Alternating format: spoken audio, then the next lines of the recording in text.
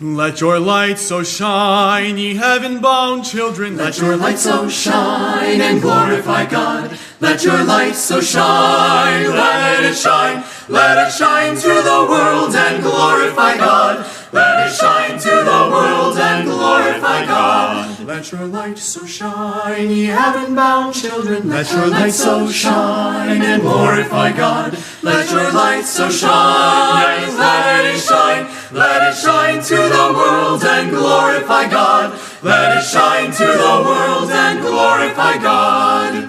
Moses shone his light To the Hebrew people, Daniel shone his light in the lion's den, and God shone his light in the fiery furnace to the Hebrew men who glorified him. Let your light so shine, ye heaven-bound children. Let your light so shine and glorify God. Let your light so shine, let it shine. Let it shine to the world and glorify God. Let it shine to the world and glorify God. Jesus is the Born light, of Sister Mary, living Word of to God, all the world. and he rose from death to save my soul, and he lives today. He lives today. Oh, Praise the Lord. Sing, Oh, my soul, this little light of mine, I'm gonna let it shine. This little light of mine, I'm gonna let it shine. This little light of mine, I'm gonna let it shine. Let it shine, let it shine, let it shine. Moses shone his light, ye heaven-bound children. Daniel shone his light, ye heaven-bound children. Jesus is the light, let it shine, let it shine. Yes, let your light so shine. Let it shine, let it shine, let it shine.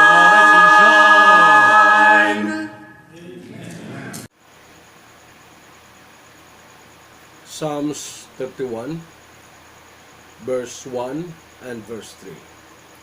In thee, O Lord, do I put my trust, let never be ashamed. Deliver me in thy righteousness, for thou art my rock and my fortress. Therefore, for thy name's sake, lead me and guide me. Good morning to everyone. We thank God for His sustaining grace to our lives for the whole month of July. Today is the month of August, was known as the hardest and difficult month for our living. This is another opportunity for us to rely on God's grace for us to survive. To all my friends and relatives who are following to this preaching, thank you and God bless you all. To the Amazing Grace Baptist Church o Bacolod, maayo nga pagpamati sa inyo nga tanan. Gusto naton abi-abihon ang mga kauturan naton nga naga-celebrar sang ila kaadlawan sa sining bulan sang Agosto. Ginaabi-abi naton sang malipayon nga kaadlawan si Arnel Jacel Padilla Lamputi and Engineer Giovanni Amantillo sa August 5. So, happy birthday sa inyo. Ako, si Arnel, akon nga pagumangkon. Kag si Giovanni, akon ina brother-in-law. Kaga also, to Ila Hamero, August 18.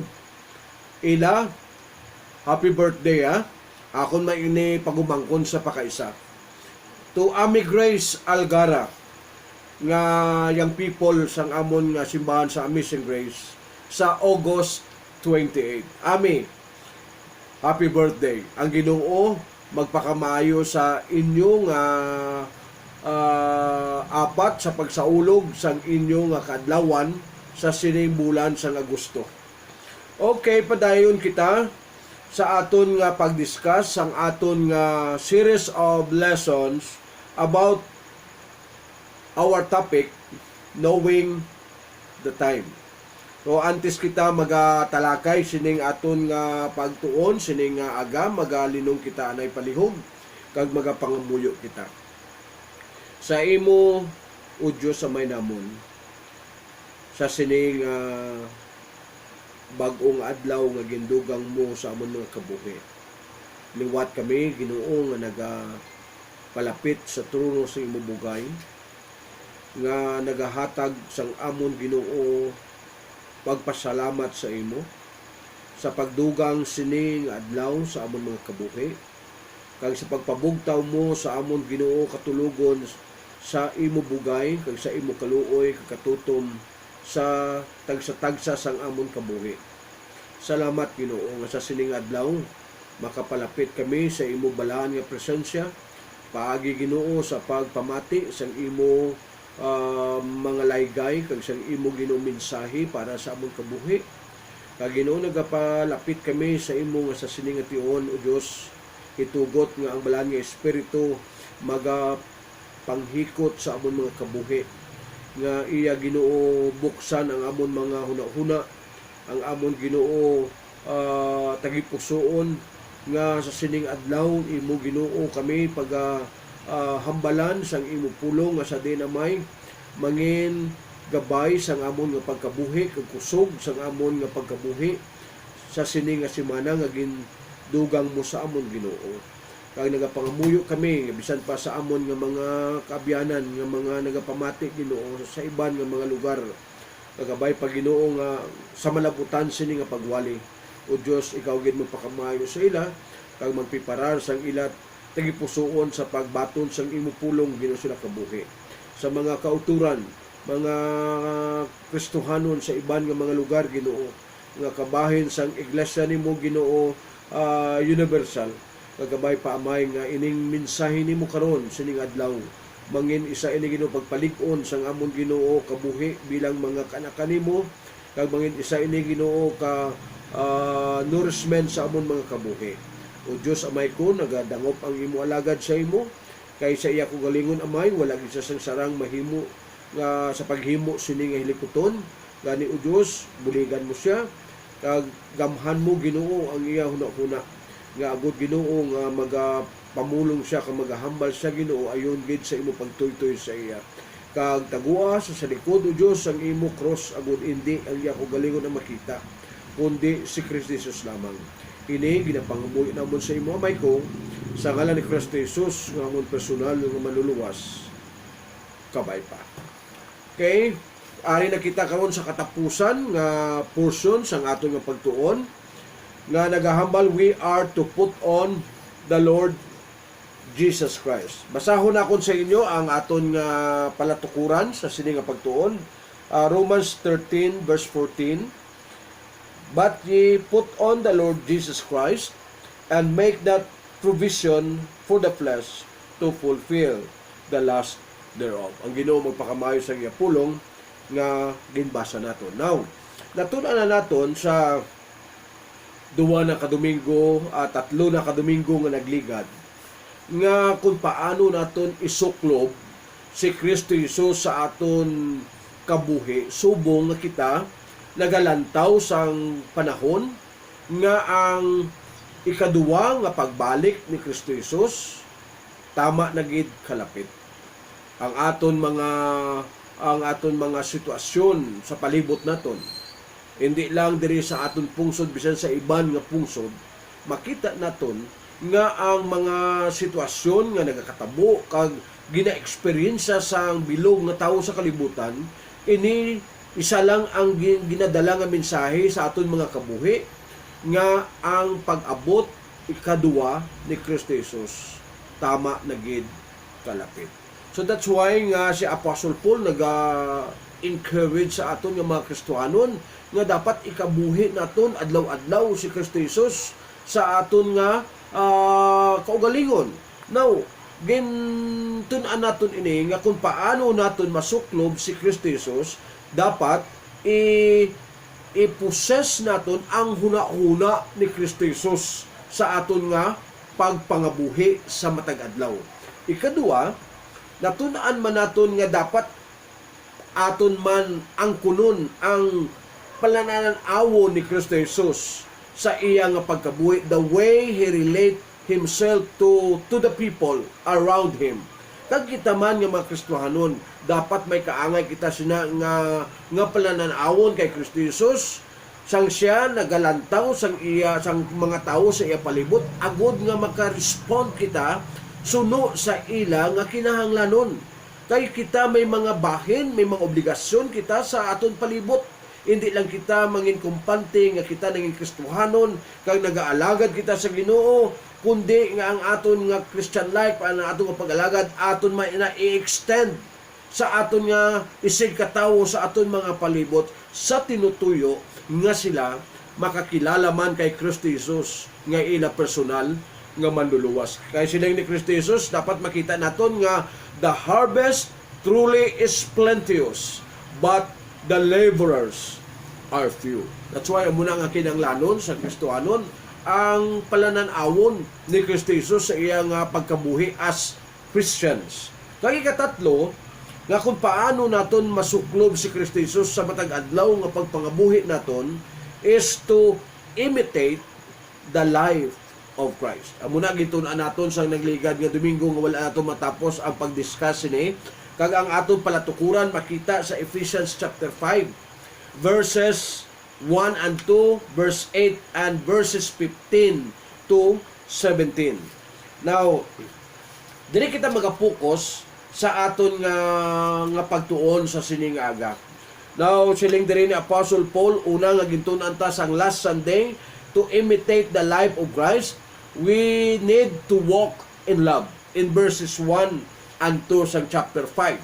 So, gintun-an nato na, gidiscuss naton ina. Now, karon sa sining aga, the second manifestation nga kita naga-imitate sa kabuhi ni Kristo Jesus, not only we walk in love, but to walk as children of light. Verse 8, basahon ko sa inyo. For ye were sometimes darkness, but now are ye light in the Lord. Walk as children of light. So, amuning aton tagaan focus sa pagtuon sa siningaga. Siling ni Apostle Paul, for ye were sometimes darkness, but now are ye light in the Lord. Walk as children of light.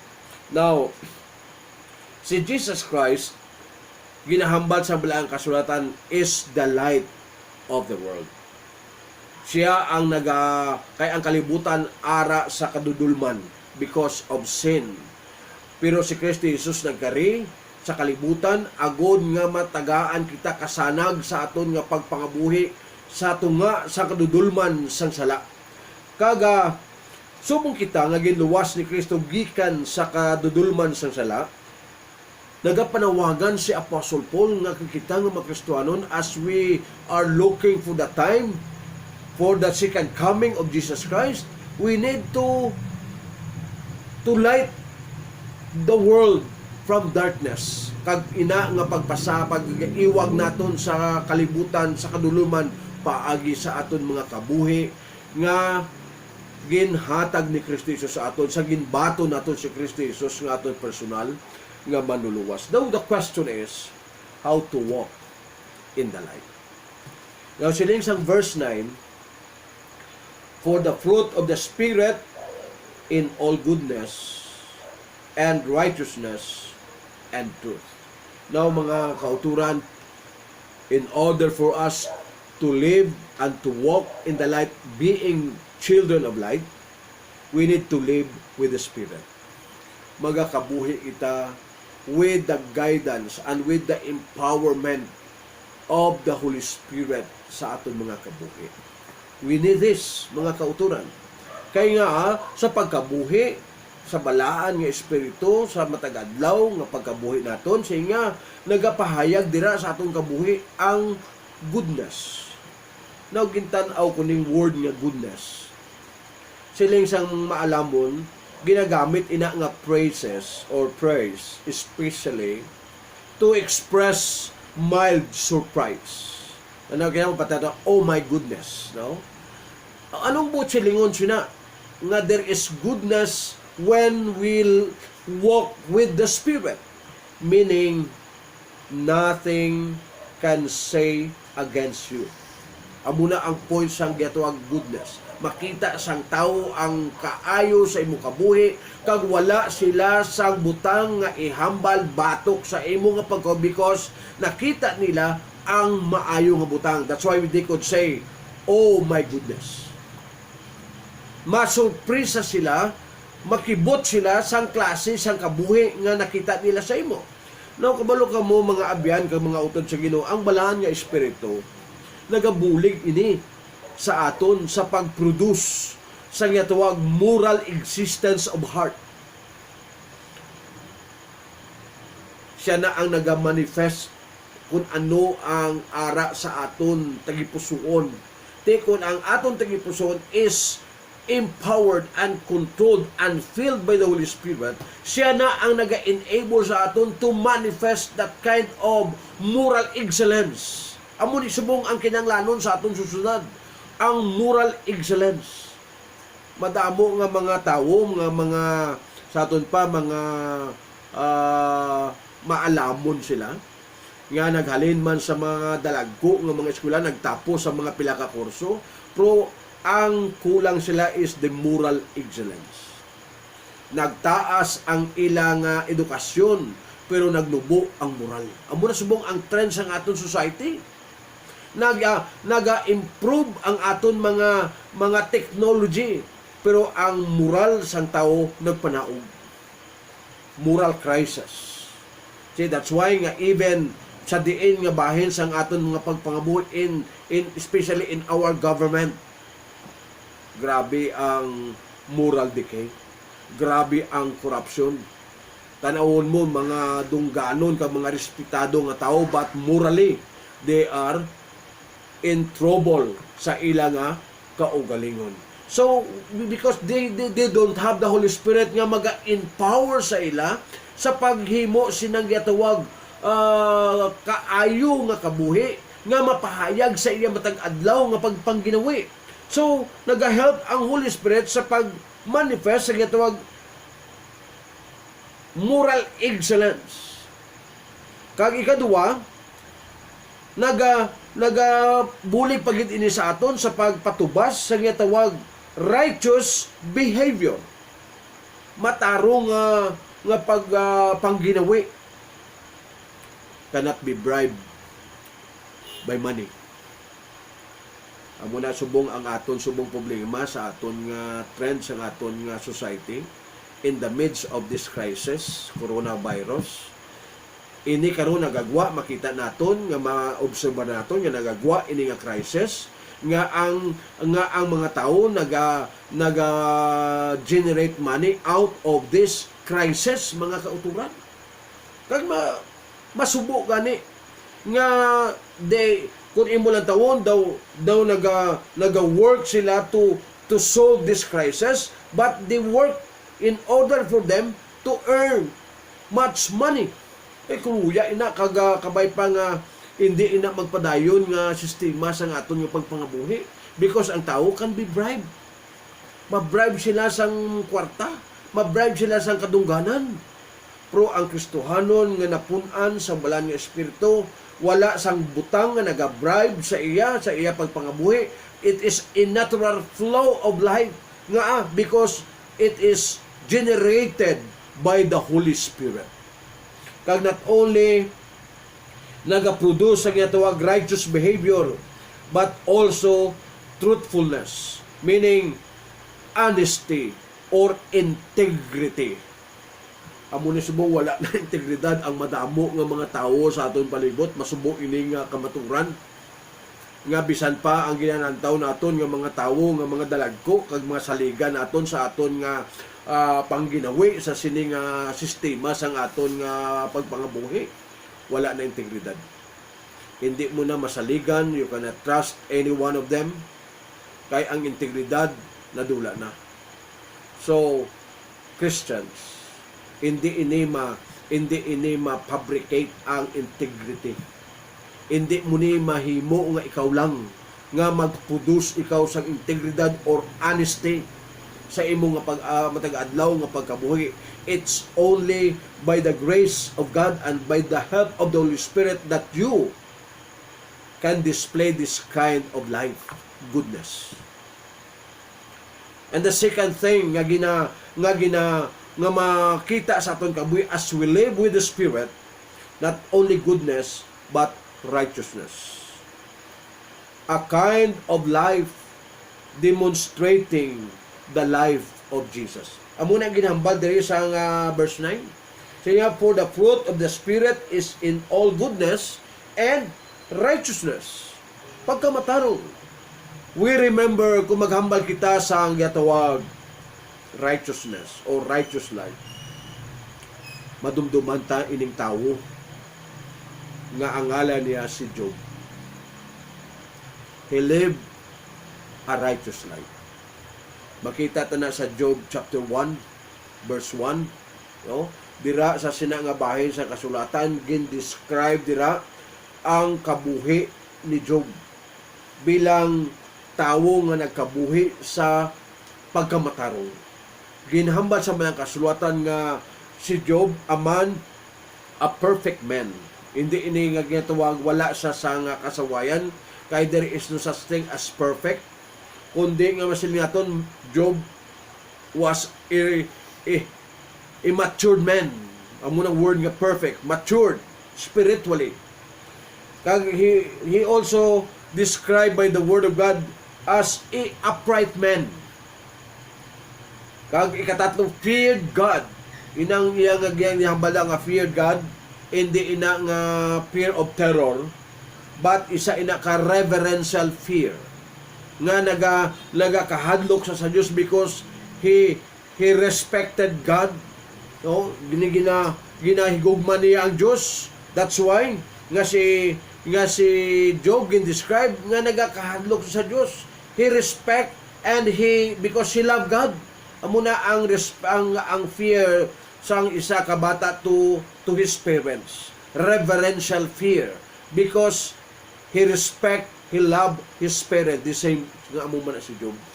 Ginrespeto niya ang Diyos, kag ginahigugman niya ang Diyos. That's why gin-describe nga si Job nagakahadlok sa Diyos. Nagakahadlok siya mag-disobey tungod kay he love God and he respect God.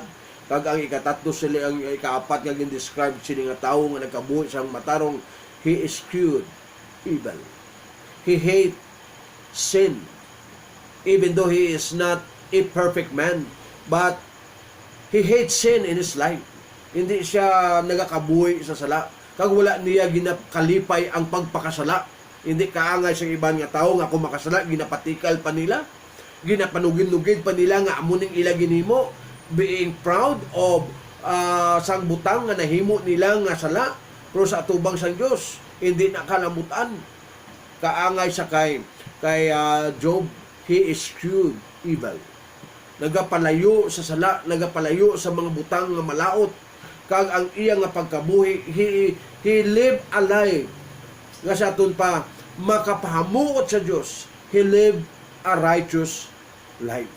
Nga bisan pa nga he was tested, by Satan, pero ang Diyos confident nga magpanugot sa tong pagtilaw siya because God knew nga si Job sa tong masaligan niya sa pagtindog sang kabuhi nga makapamuot siya in spite nga kung imutunan ang life ni Job very painful ang iya experience, so he never bisan pa sa isa lang ka gutlo siya kabuhi nga basol o kung nagpanguna-huna sang hindi maayo batok sa Dios sa butang nga iya nabaton sa iya kabuhi. That's why bisan pagani ang iya asawa sang nakita iya ang kahimtangan ni Job nga daw hindi na gid mabatas ang paglantaw bilang asawa o kung sinuman maluoy ka sa iya, ang ginhambal ni sa iya asawa ka Job, curse God and die. Kaya hindi na yung mabatas nga si Job, makita iyang amuna ang pagpilitin siya. The best way para sa iya asawa nga mapatay lang si Job para wala na sa pagantos. Wabi mo, anong hambal ni Job? Gihambal niya sa tanan ng mga babae, ikaw ang pinakabuang-buang. Sa maayo lang nga magbaton kita sang masulhay nga butang alin sa Dios, pero kung mga mapait, hindi na kita magbaton. Kung sa Bible, in all his life, in all his sufferings, Si Job, wala nakasala batok sa Diyos, but he worshiped God in the midst of his sufferings. What a righteous life is that. Job. Di atong kisa, gamay-gamay lang aton nga mga pagantos. Daw nagarebuilde na kita sa Diyos. Wala lang tatiligangon sa isa ka bisis. Grabe nang aton nga mga huna-huna, ang aton nga mga reaksyon. Why na magakulumingking sa experience ni Job ang iya pagantos. Just imagine ang iya ginaantos halin sa ulo pakantos sa padapa nga mga boil nga very painful night and day, wala sa katulog tungod sa kasakit. So ay nagahigda lang sa abo. O si Job never nag-question sa Diyos sa iya kabuhi. Amo na nga ang Ginoo very proud sa kay Job. That's why siling sang ulihi sang nagwa na si Job. Nga siling after sining nga pagtilaw. Saying, I know that God is molding me, and after these trials, I will comfort us. So grabe ini nga kabuhi. He lived a righteous life. Amo ina ang ikaduwa nga manifestation sang kabuhi nga napunan, nakontrolar sang balaan nga espiritu. Kag ang ikatatlo, if we live with the Holy Spirit each day in our lives, not only masiling naton goodness, not only righteousness ang mapahayag si Mukhay, but in verse 9, siling diri, for the fruit of the Spirit in all goodness and righteousness, and last, and truth. Truth. Now, kabalo ka mo, may duwalang kabagay to walk in the truth as being the children of light. It means to live before the eyes of God. Kakahulugan nga nagakabuhi sa atubang sang igtululok sang Dios. Nothing hiding anything. Wala ka sang ginatago sa imo kagalingon sa atubang sang Dios. Man mahupos lang ang magtago sang butang sa imo isig katawo tungod kay hindi nila makita ang sulod sang imo tagipusoon kag sang imo huna-huna. Pero hindi nimo na mahimo sa Dios. Matago mo sa imo asawa, matago mo sa imo kabataan, matago mo sa imo abyan, matago mo sa imo pastor. Pero sa atubang sang Dios, hindi mo matago ang butang nga ginahimo mo nga hindi nahibaluan sang imo nga isig katawo. Wala sang butang nga matago sa Dios. Muna, we cannot pretend ourselves nga we are good and we are better persons. But sa sulod sang atong tagipusoon, mahigko gali kita nga klase sang tao. Pwede kita makabehave properly externally, but inside sang atong kabuhi, mahigko kita.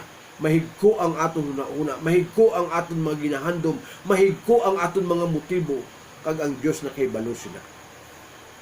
Amuna nga akong padalman ta ini nga bagay nga tingala ka kung kaisa nga may mga plano ka kag may mga handom ka nga hindi matuman sa imo kaugalingon, kay ang problema ara sa imo sulod sang imo tagipusoon ug sang imo una-una. Kaya ang Diyos kay balo na kang hindi mo na matago sa iya. That's why nga bisan sa aton pangamuyo pwede na mangin upang sa pagsabat sang Diyos. That's why nga sining ni David, if I regard iniquity in my heart, sining ni David, the Lord will not hurt me. So sa nagaatubang kita sa Diyos as we live in the truth, being the children of light, dapat ang aton kabuhi mangin free ini sa tanan nga butang nga sa diin mangin dagta sa paglantaw sang Dios sa imo kabuhi. We need to be honest and clean before God. Amo na nga kinahanglan kita pirmi bulig sang balaan nga espiritu. Kay hindi ang Kristiyano nga pagkabuhi, hindi ini nga sinaton pakita-kita lang, kundi isa ka butang matuod sa aton kabuhi. Amo na nga kung nagkristohanon ka tungod kay pakita-kita lang o kung tungod sang bagay nga sa isa ka tawo o kung sino man nga tawo nga gusto mo i-please, nag-upod ka kag ipakita mo nga daw Kristohanon ka man, for deep in your heart hindi ka katugtuod. That's why maabot gid ang time nga madula ka sa katilingban, sa pagtilingban sa grupo sa mga Kristohanon, kay nga ang imo pundasyon sa imo nga pagsulod sa pag-alagad hindi matuod. It's not in the truth. Nagapakitang tao ka lang, abi mo daw okay ka man, but the Lord knows that. Makindi mo na matago sa Diyos. That's why as we live each day with the Holy Spirit, He will enable us to manifest that kind of life nga sila tun wala sang butang nga ginatago sa iya tubangan. Siling sang Hebrews chapter 4 verse 13b, but all things are naked and open unto the eyes of Him with whom we have to do. So, kita sa Diyos. Wala sang may matago ka nga butang sa tubang sa Diyos. Tanan is naked before His eyes. That's why we need to live in truth. Ikaduha, nga to walk in the light or to walk in the truth as being the children of light, it means revealing God's light in our daily lives. Not only to live before the eyes of God, but second, to reveal God's light in our daily lives. Paano ina matabo? By our character and conduct. We bring God's light into the dark world. Amo na nga again, i-quote ko sa inyo, ging-quote ko ini sa nagligad in Matthew 5:16. Si Jesus Christ naghambal sa mga Kristohanon nga let your light so shine before men, that they may see your good works. That is your character, that your conduct. Kag that conduct na mapakita mo sa mga tao as being the children of light, siling niya, it glorified your Father which is in heaven. So that's why nga sa aton nga pagkabuhi every day as we live in the light, as being the children of light, gamiton tani ang aton kabuhi, maga-serve ini as light to other people.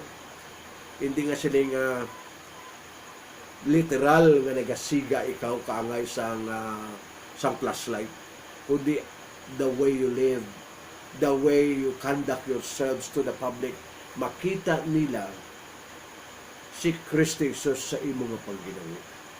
That's why bisan si Apostle Paul naghambal sa Galatians 2:20, siya, I am crucified with Christ, nevertheless I live. Siya, yet not I, hindi na ako, but Christ liveth in me. Siya, and the life which I now live in the flesh. Siya, I live by the faith of the Son of God who loved me and gave Himself for me. Hindi na siya nagakabuhi. Hindi na ang iya dati nga kabuhi, ang ginakabuhi niya subong. Ay ginhatag ina ni Kristo Jesus nga kabuhi siya. So siya nagakabuhi ko subong sa kabuhi ni Kristo Jesus, kag ang ini nga kabuhi ginakabuhi ko, ginagamit ko nito to glorify my Father which is in heaven. Oh, what a beautiful life of Apostle Paul. So God's light, we help others find their way to Christ. So, for the mind of the unsaved person is blinded by Satan and sin. Only as we witness and share Christ can light enter in. So, as a child of God, can lead the lost out of darkness into God's wonderful light. So, mga kauturan, if you are a Christian, this is a reminder to us. As we look the time of Christ's second coming, na malapit na lang kayo. So, take opportunity to live as children of light each day. Kay ina, magapahamuot sa Diyos. agod nga sa imo nga pagkabuhi in the life. Kag siya magaabot in that time sa imo nga pagpangabuhi, hindi ka mahuya, hindi ka ma-caught unaware kay nga your life speaks sang imo preparedness sa pagmet sa Ginoo when He comes. So kabay pang utol sa Ginoo, hindi ka malipat nga magkabuhi ka subong nga anak sang kasanag for His glory. Hindi na pagamita ang imo kabuhi nga ang kalibutan ang maga-enjoy sina. Let your Creator enjoy the life na ginhatag niya sa inyo. Kag ikaw abyan sa Ginoo, abyan tayo mga abyan kong aga pamati sini kag wala pa nimo maangkon si Kristo Jesus sa imo personal nga sa imo personal nga manluwas, maybe amo na ning tion para sa imo nga buksan mo ang imo tagipusoon sa iya kag imo sa imbitaron by faith, imbitaron mo siya sa imo kabuhi kag batunon mo siya nga imo personal nga manluluwas. Dumdum mo nimo abyan nga ang tion malapit na si Kristo magbalik. Kag kabay pa nga ang imo kabuhi naaman mo sa pag-atubang sa iya nga pagbalik sa kalibutan. Salamat sa inyong pagpamati.